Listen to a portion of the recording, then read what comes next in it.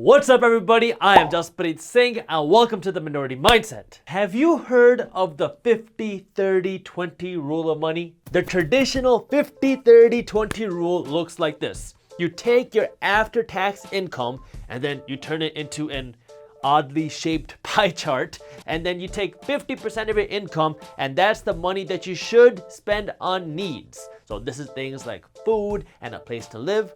And then you take 30% of your income and this is the money you should spend on wants. So this is things like designer clothes and partying, things that you don't need but you do want. And then you take your extra money, your 20% that's left, and you should save that money. I consider myself to be a fairly nice person, I hope you do. But when it comes to budgeting plans that are so horrible like the one that I just showed you, I turn into not so nice Jasprit. And nobody likes not so nice Jasprit. First, while that 50-30-20 plan looks harmless at first glance, it doesn't incorporate any investing, minus the fact that you are allowed to use your savings to pay down your debt. Apparently, under this budgeting plan, the financially smart thing to do with your extra cash is save it. Do you remember that story about that really rich person who became rich by saving all their money? Oh, you don't? Maybe it's because nobody ever became wealthy by saving their money. If you want the brutal, honest truth, saving is actually making you poorer because inflation is eating away at your savings. Right now, the average savings account in America pays an interest rate of 0.09%. And at the same time, inflation is 3%. Which one is bigger? Your savings account, which pays you 0.09%, or inflation, which is 3%? Looks like somebody got triggered. Let's say that today you have $1 and you're thinking about buying this pack of gum, which also costs $1. You can afford the pack of gum, but you're like, you know what? I'm gonna do the financially smart thing and I'm gonna save my money. So you take your dollar and you go to the bank and you save your $1 in the bank. After 1 year, what happens? Your $1 will grow, which is a good thing. Your dollar will grow to just under $1.01. Remember, interest rates in your bank are on average 0.09%. So your $1 in the bank grew to $1.01. A little bit less than that, but let's just say $1.01. At the same time, inflation is 3% a year. That means on average, if a pack of gum costs $1 today, after 1 year, it will grow to $1.03. So you could afford that pack of gum today because you had $1 and the gum cost $1, but after 1 year, your dollar only grew to $1.01 while the pack of gum grew to $1.03. You just became poorer by saving your money. Trigger, trigger, trigger. But the horribleness of this 50-30-20 rule doesn't end there. I mean, this rule is actually encouraging people to spend more on luxuries even if you don't want to. This rule tells you that you should be spending 50% of your income on needs and you should be spending 30% of your income on wants. So if right now you are spending 15% of your income on wants and you're happy, you're not spending enough on luxuries.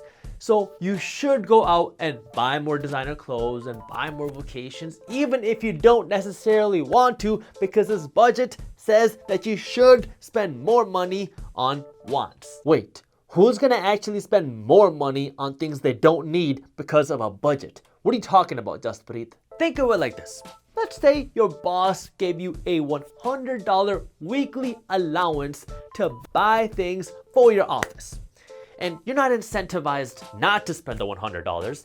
So you go to the store and you could buy everything you need for just $25, but because you have $100 and because you're not incentivized not to spend all $100, what are you gonna do? You're gonna buy the nicer toilet paper and you're gonna buy the nicer pens and you're gonna buy the nicer paper because that's the money that you're given to spend. And I thought that I liked when people made budgets. The reason that I found out about this 50-30-20 rule is because I actually have my own 50-30-20 rule And some of my students have told me that they thought that my 50-30-20 rule was gonna be this. My 50-30-20 rule applies to people who are younger or who don't have a lot of financial responsibilities, and the way it looks is like this. You take your after-tax income, and instead of making a oddly shaped pie chart, you are gonna make a dollar sign that looks like this.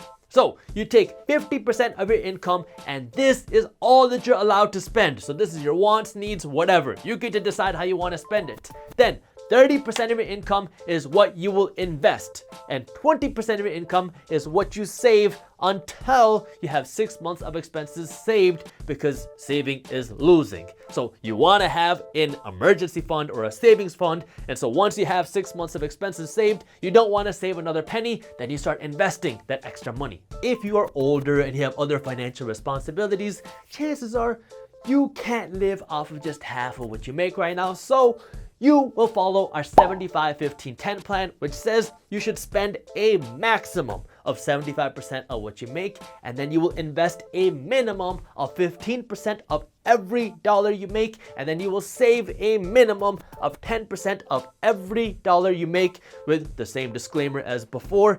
Once you save 6 months worth of expenses, you will not save another penny. You will start investing that other money. This way you can create more income. Let me tell you why I prefer my 75-15-10 and my 50-30-20 rule over the traditional 50-30-20 rule. Besides the fact that these are my rules, of course. First, the end goal with my rules are to help you thrive, not just survive. Our plans are centered around you creating more income, which is why you should be investing more than you save. This way you can earn more money. And when you earn more money, you will invest more, because you're gonna follow the same percentages, 50-30-20 or 75-15-10, but you will also have more money to spend and live a better life and build your wealth at the same time. Second, the spending numbers of spending 50% or spending 75% of your income are maximums, not requirements. If you live off of 75% of $50,000 right now, and then you work to earn more money, like you invest in your business and you invest in other income producing investment seeds, and you start creating more income, and now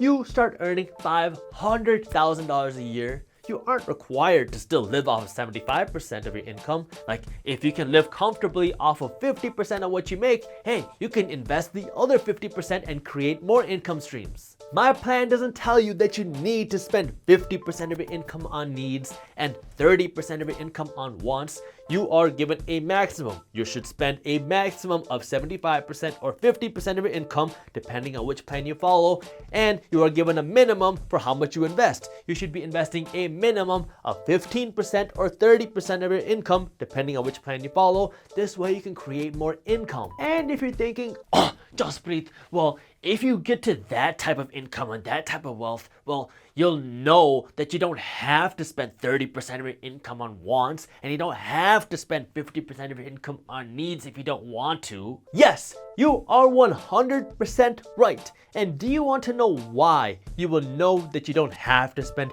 30% of your income on wants and 50% of your income on needs? Because you will never become wealthy by following that type of traditional 50-30-20 plan. That old 50-30-20 model that I've been talking about is built to help you survive. But if you want to thrive, then you need to follow a plan that will help you actually build your wealth. And if you want to learn more about how to budget your money smartly and how to allocate your money and build a financial system, I made a YouTube video on this, and I'll link it in the description below for you to watch.